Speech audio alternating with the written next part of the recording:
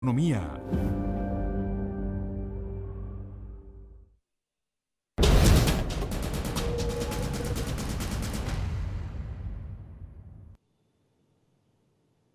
Continuamos en Noticias Globovisión Economía. A esta hora está con nosotros Ramiro Molina, economista. Nos acompaña la tarde de hoy en el estudio para conversar sobre lo que es la situación de la deuda venezolana. Vamos a hablar con él sobre todo lo que tiene que ver con esta decisión que ha tomado la semana pasada el Ejecutivo Nacional de someterse a una reestructuración de deuda. Y bueno, también hablaba de una posibilidad de un refinanciamiento de la deuda. Todavía no tenemos muy claro qué es lo que el Ejecutivo piensa hacer respecto a esta situación. Lo que está claro es que hay una reunión el próximo 13 de noviembre donde se ha invitado a los tenedores de bonos, a sus representantes, a participar en ella. ¿Cuáles son las condiciones en las que podría verse el Ejecutivo en este momento, según las declaraciones del presidente de la República, Nicolás Maduro? Bueno, estamos en un capítulo nuevo, inédito, en una situación que se diferencia claramente de lo que hemos vivido hasta ahora. De manera que hay muchas incógnitas, porque el anuncio fue bastante ambiguo, digamos, en términos de exponer exactamente con precisión si hay una estrategia detrás y cuál va a ser el procedimiento bajo el cual se van a llevar a cabo estas conversaciones. El comunicado también es bastante escueto, simplemente manifiesta un deseo de iniciar conversaciones, de sentar las bases para ponerse a conversar sobre estos temas. No se espera que sea una ronda de negociaciones ya o que el gobierno entre con una propuesta, ¿no? Creo que eso está en un ámbito suficientemente abierto como para esperar varias cosas, algunas de ellas incluso contradictorias, pero eso solo lo vamos a saber en la medida en que lleguemos a ese punto. Ahorita lo importante es, si queremos leer un poco la intención que hay atrás. Bueno, tenemos que partir de los hechos, las realidades que tenemos. Una es que la semana pasada pagaron más de 2.000 millones entre dos bonos, es decir, eso ya es una muestra suficientemente contundente de que hay una intención de pago allí, ¿no? Porque si hubiera, lo lógico sería pensar que si había una estrategia de dejar de pagar, no se hubieran pagado 2.000 millones. De manera que con esa referencia entendemos que el gobierno, y bajo su propio enunciado de que quiere seguir pagando y cumplir con sus compromisos, debemos esperar un nuevo capítulo que nadie sabe exactamente cómo es, porque es un caso realmente único. Si revisamos todas las otras reestructuraciones o anuncios de incumplimiento de países, es difícil encajar este. No hay ningún país que ha estado bajo sanciones, ningún país que dice yo quiero reestructurar mis pagos y acaba de pagar 2.000 millones de dólares. Es decir, hay elementos que suficientes como para ponerlos en un contexto distinto. Es decir, no podemos forzar esto a la experiencia de otros países. En segundo lugar, hay deudores diversos. Acá está PDVSA, La República y Electricidad de Caracas. El anuncio está hecho de una manera tal que creo que cabe esperar o una posición integral para que tenga que ver con el tratamiento de toda la deuda de los tres emisores, o también diferenciarlo, ¿no? Porque no solamente son emisores distintos, tienen condiciones distintas y el incumplimiento tiene consecuencias distintas si el incumplimiento es de PDVSA o de la República, y los prospectos en sí mismos contienen la letra pequeña, contiene suficientes diferencias como para que ahí quepan estrategias muy diversas, de manera que creo que está abierto para que el gobierno pueda hacer una jugada magnífica o una gran torpeza que tenga consecuencias desastrosas para nuestra economía, pero no necesariamente podemos jugar a priori desde ahorita que es más, ni siquiera sabemos exactamente si el gobierno tiene una estrategia definida o está comenzando a, A delinearla. a delinearla. Así es, de manera que de aquí al viernes lo que tenemos, o al lunes, perdón, que es la Que es la convocatoria a la reunión. reunión, tenemos un pago de cupón de electricidad de Caracas que se le vence el periodo de gracia el viernes, de manera que si pagan o no pagan ese, daría unas muestras, unas señales muy distintas sobre qué es lo que espera hacer con el resto. Después el sábado hay otro vencimiento, el domingo hay otro y el lunes hay dos vencimientos, de manera que eso ya señalaría de manera más real, tangible, más que palabras, cuál es la intención del gobierno. Además, en diciembre tienes que pagarle a Gold Reserve. Sí, digamos que diciembre es un mes lejano todavía. creo que debemos contar las proyecciones semana a semana de aquí en adelante. Ahora, en medio de toda esta situación hay varios temas que usted destaca y que son importantes profundizar, como es el caso de que la semana pasada se pagaran casi 2.000 millones de dólares o prácticamente ese monto. Algunos tenedores dicen que no recibieron ese pago. No hay certeza completa de que todos lo hayan recibido. La República en ese caso podría ser entonces también demandada por discriminación. No, entiendo que todos han recibido, lo que tiene que ver específicamente con el pago del capital, la amortización del capital del PDVSA 20, que eran 841 millones. Así es, eso se recibió, los bancos ratificaron y el agente de pago también, y nadie ha reclamado, nadie ha dicho yo no recibí. Y el PDVSA 17 que venció el jueves, más su cupón, que pudieron haberlo tirado a 30 días de gracia el cupón, no tenían por qué pagarlo, se pagó íntegro capital y cupón, eso también te da una señal de que hay alguna prioridad con PDVSA y particularmente con estos vencimientos, de manera, pero esos pagos, hasta donde entiendo y por toda la evidencia que hay, están pagados íntegramente, ¿no? Lo que falta es el cupón del PDVSA 20, que está en su periodo de gracia, que es legal, es parte del prospecto, de manera que no hay incumplimiento. Entonces estaríamos hablando de la posibilidad de una reestructuración, pero ya de cara a 2018.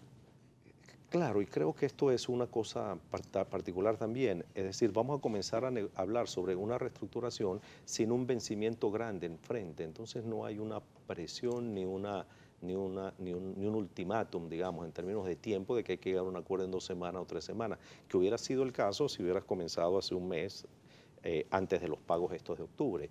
Pero ahorita creo que el gobierno está en una posición un poco más relajada, ciertamente peor de caja porque se deshizo de 2.000 millones de dólares, pero no tiene la presión de pagos son los vencimientos de los periodos de gracia de los cupones a los que hacía referencia. Bien, vamos a hacer una pausa y ya volvemos con más de esta entrevista con Ramiro Molina.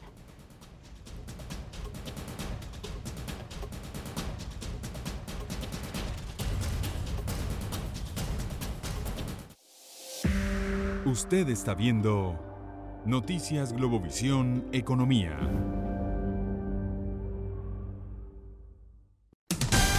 Manejamos la actualidad en materia económica, política e internacional sin descuidar los problemas que aquejan al venezolano. El transporte, la salud y el costo de la alimentación son algunos de los problemas que tratamos en Reporte Estelar con las polémicas sobre la situación venezolana.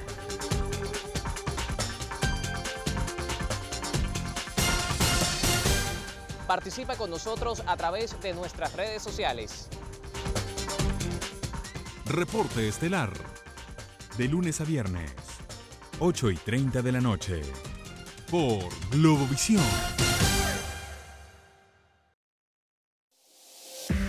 Seguimos con Noticias Globovisión Economía.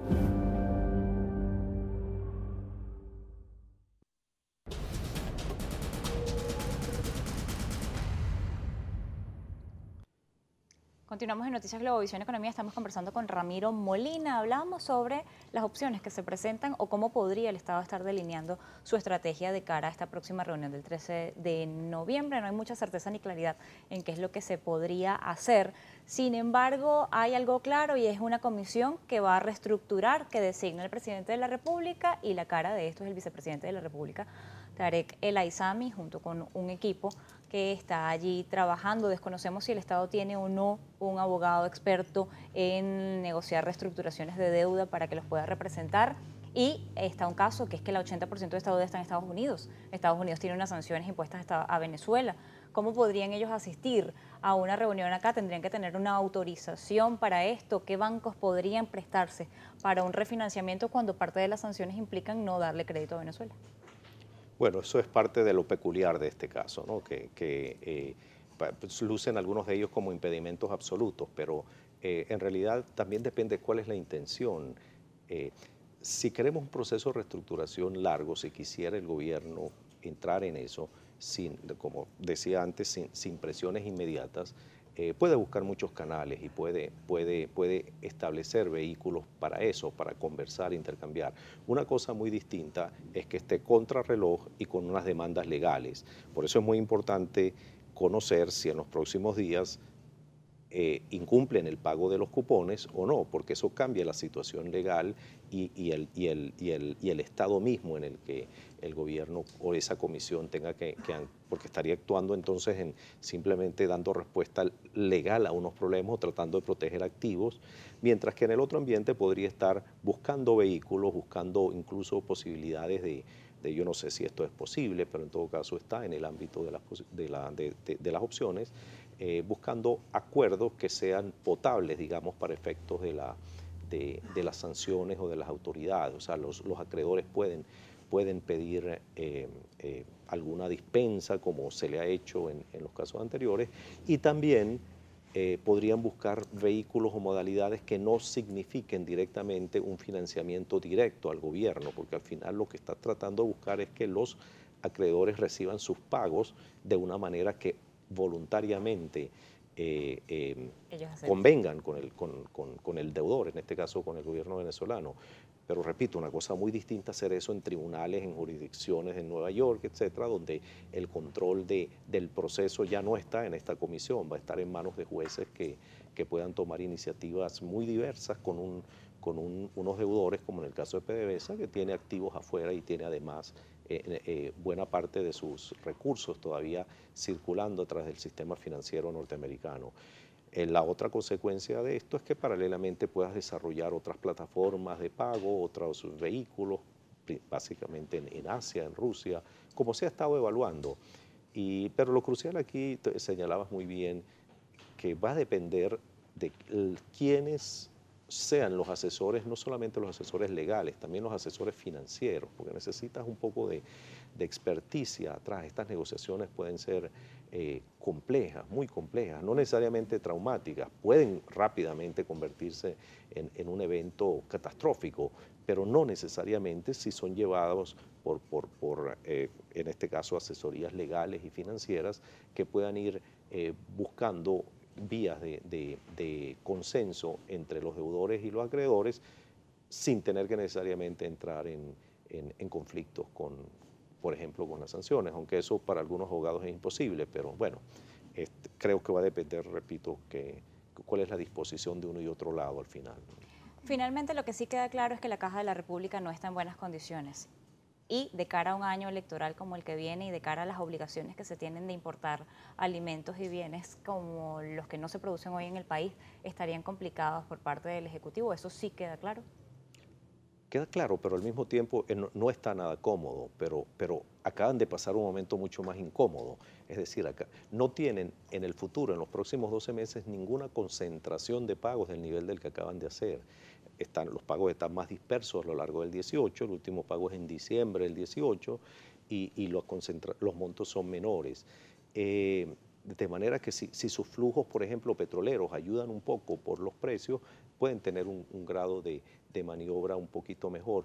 Pero lo que sí es cierto es que si tienes que pagar menos que lo que pagaste este año y no tienes ningún episodio de tanta concentración, depende mucho, como decía antes, de quienes financieramente pues, puedan ayudarlos a cuadrar esas cuentas, incluso con un proceso de reestructuración que les puede dar, que aunque no esté formalmente llegando a ningún acuerdo, por lo tanto todavía no está suficientemente acabado como para decir que si se violó alguna ley o no, pero sí puede darles tiempo en conseguir algunas flexibilidades de parte de los acreedores que mientras buscan una solución no los demanden, no inicien acciones legales, porque una vez que inician acciones legales, el proceso se va, como decía, se va de control incluso de ambas partes y se enrarece y eso puede ser muchísimo más costoso, incluso para los acreedores que están tratando de cobrar, porque entramos en un terreno que puede ser largo, complejo y donde los costos, bueno, ya de eso sí tenemos ejemplo en muchos países, particularmente Argentina, pues los costos son enormes para la sociedad, para el gobierno y para los mismos acreedores. Bien, para el año que viene son casi 9.000 millones, claro, están dispersos, pero es bastante dinero también parte del gobierno. Le agradezco habernos acompañado en la tarde de hoy en Noticias Globovisión Economía, Ramiro Molina, economista. Esta es su visión respecto a lo que está ocurriendo con la deuda venezolana y a lo que puede pasar de aquí a que se tomen decisiones respecto a su pago o cómo reestructurarlo. Llegamos al final por la tarde de hoy. Recuerde, como siempre, nuestras redes sociales, @economía_gb o @mmartinez_gb. En Instagram, marianamartinez.r. Tengan todos feliz tarde.